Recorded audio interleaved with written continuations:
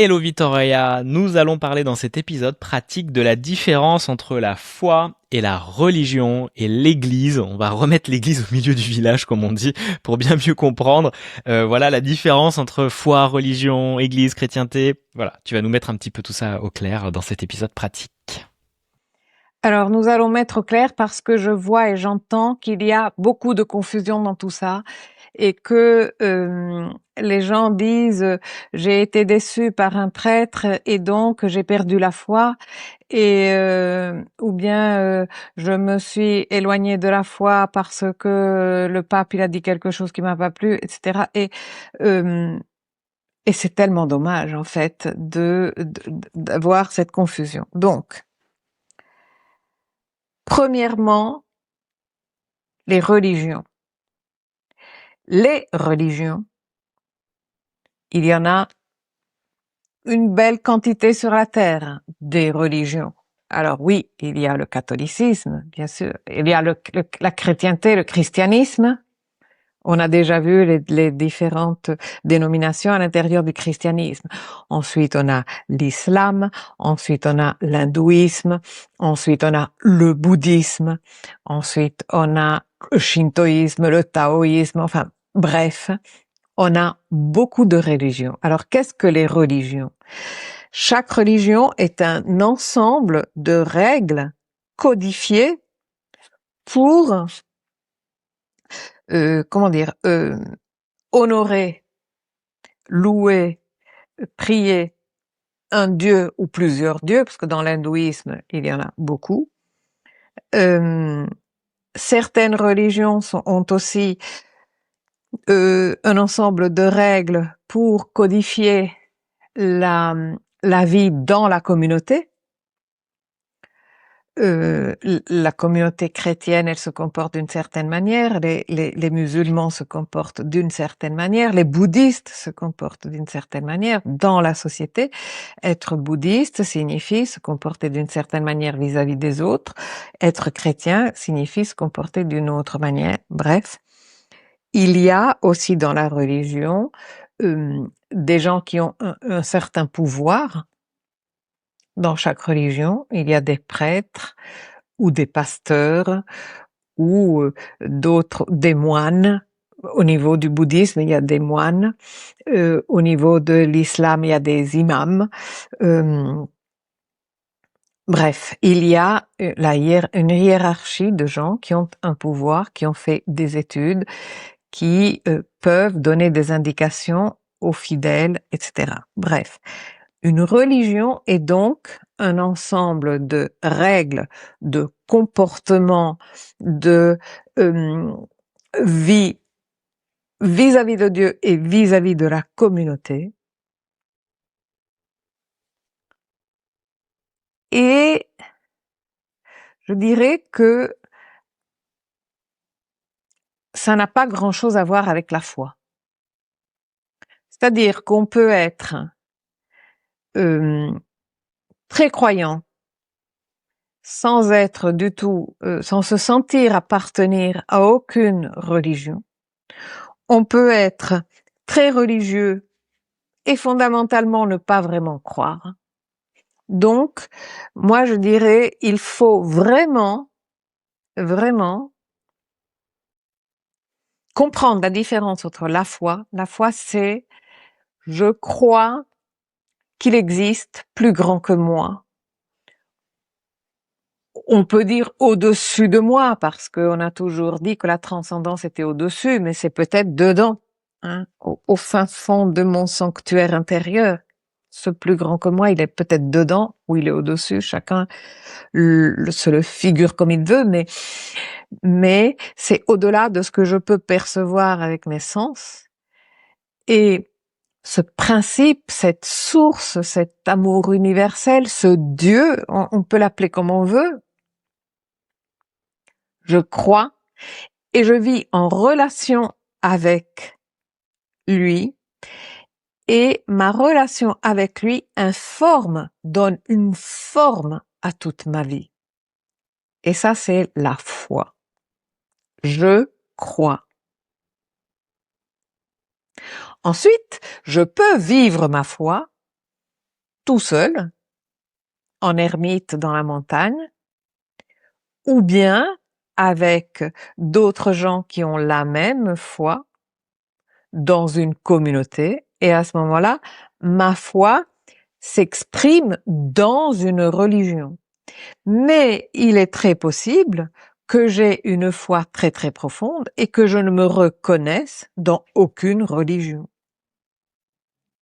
Parce que, je répète, les religions codifient beaucoup de choses et il arrive un moment dans la vie où peut-être on devient tellement libre que on arrive à s'affranchir de la religion. Parce que les religions en tant que telles ont aussi tout un ensemble de règles qui font que si on dévie un peu à droite ou à gauche, on se sent coupable.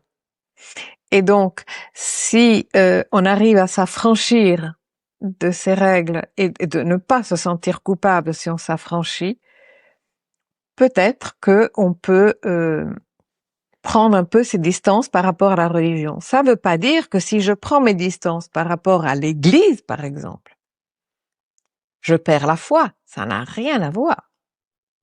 Alors, il y a des gens qui disent « J'ai rencontré un prêtre qui m'a maltraité dans la confession, qui m'a dit des choses qui ne m'a pas compris et qui m'a dit des choses que j'ai pas appréciées, et donc je ne crois plus en Dieu. » Et ça, c'est quelque chose comme comparer les oranges et les poires. C'est pas possible. Torchon et serviette, on dit en français. C'est pas possible. Ça n'a rien à voir.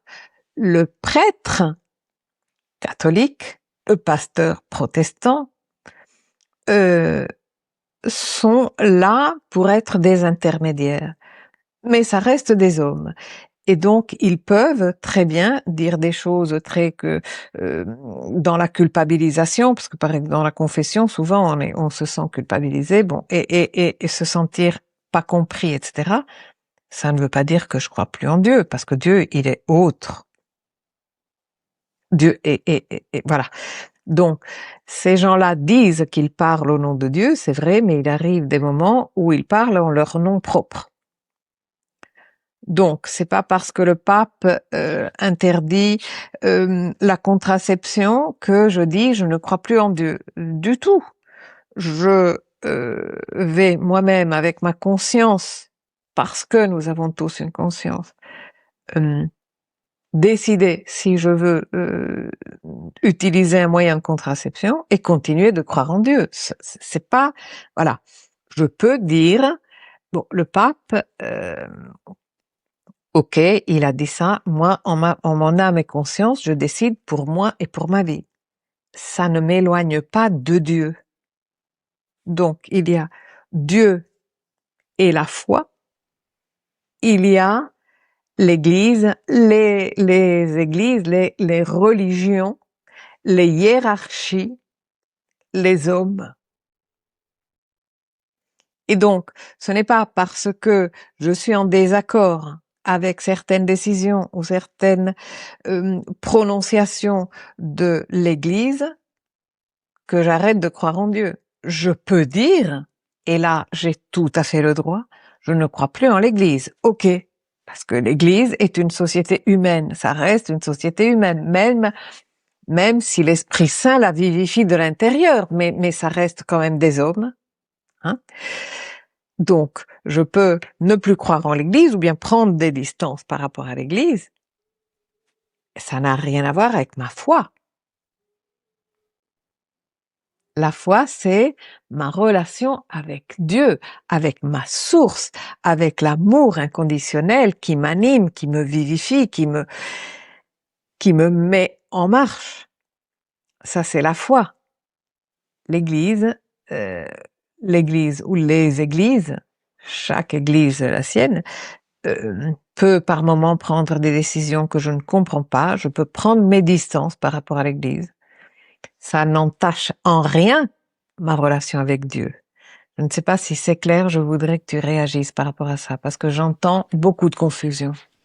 Bah, c'est très clair, hein, parce qu'effectivement, la foi comme ce grand océan sans bord, sans limite, a besoin pour une expérience humaine aussi de contenants, d'organisation, de structure, de hiérarchie. Et c'est ce qu'on appelle, bah voilà, la religion, quoi.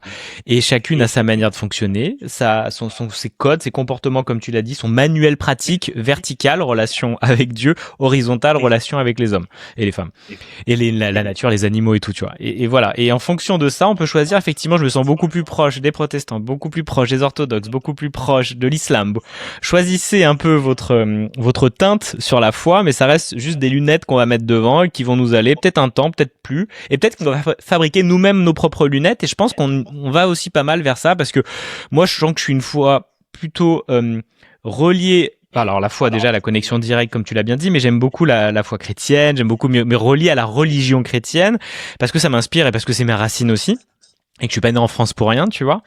Et derrière, je sais que j'adore prendre des choses aussi autour du chamanisme, autour de tiens comment l'islam. J'ai fait des interviews super avec une personne qui était reconvertie à l'islam. Il y a des ah ouais cette vision là, vous voyez ça comme c'est hyper intéressant les textes, les sourates et tout, génial, tu vois. Mais j'aime bien composer et je fais ma Hein? recette, ma propre recette, ma salade composée avec tous ces éléments qui me parlent bien.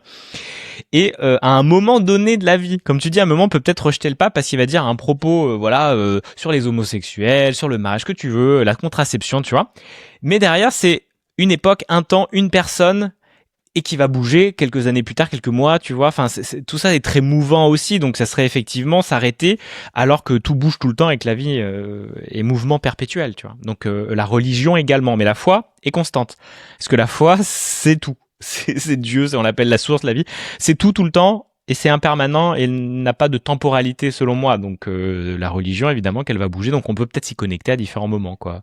Peut-être changer de religion ou d'être souple dans sa religion, dans ses C'est religions. ça, donc si tu veux, Dieu et la foi ne déçoivent jamais. La religion et les hommes peuvent décevoir et même plusieurs fois dans sa vie. Donc, il ne faut pas confondre les plans et dire le prêtre il m'a déçu, je crois plus en Dieu, parce que on n'est pas sur le même plan. Exactement. Et l'homme a été fait le sixième jour. Il est imparfait. Voilà, imparfait. donc, donc c'est normal. C'est normal. Ce serait rejeter l'homme pour l'homme et la femme qu'il est. Ben non, nous sommes imparfaits. Et c'est pour ça aussi que nous sommes sur Terre et pour faire l'expérience de cette vie et de se connecter à ce plan supérieur. Effectivement, ne mélangeons pas les plans. T'as tout à fait raison. Et ne Voilà, perdez pas et la foi si vous avez été déçu par une personne reliée à une religion, quoi. absolument. Et ce n'est pas. Il vaudrait mieux ne pas se couper de sa propre intériorité à cause d'un homme ou d'une femme qui nous a dit ou fait quelque chose qui nous a pas plu. C'est dommage de se couper de de soi-même, de sa propre source, etc. et dire je crois plus en Dieu parce que la sœur qui était à l'école, elle m'a donné à manger des carottes et que je voulais du brocoli. Non, la sœur qui était à l'école, c'était une sœur et c'est une femme comme une autre. Mais, mais en moi et au-dessus de moi, il y a plus grand et ça vaut pas la peine de se couper de ça. Ouais, bah c'est comme, tu vois, si on reprend un truc un peu plus terre à terre et un symbole de l'eau et de la source, c'est comme s'il y avait, je m'arrête pas de boire de l'eau parce qu'il y a eu une problématique chez un des fabricants de bouteilles et parce qu'il y a eu des bouteilles avec plein de bouts de plastique dedans, tu vois. Je continue à boire de l'eau, peut-être que je vais éviter cette marque un temps, mais l'eau reste vitale pour moi et je peux pas m'en passer. Donc, Voilà, absolument, voilà. c'est une image parfaite. Je trouve que c'est parfait. Voilà, Absolument, quoi. je suis d'accord. Génial. Mais merci beaucoup. J'adore parce que c'est très concret et c'est en même temps très profond de parler de cette manière-là aussi de la foi, de la religion, de mieux comprendre et puis ça nous aide à avancer, effectivement, à prendre du recul, à faire la part des choses. Donc merci beaucoup encore, Victoria. Et puis à très bientôt pour un prochain épisode pratique. Merci à toi, Julien. Ciao!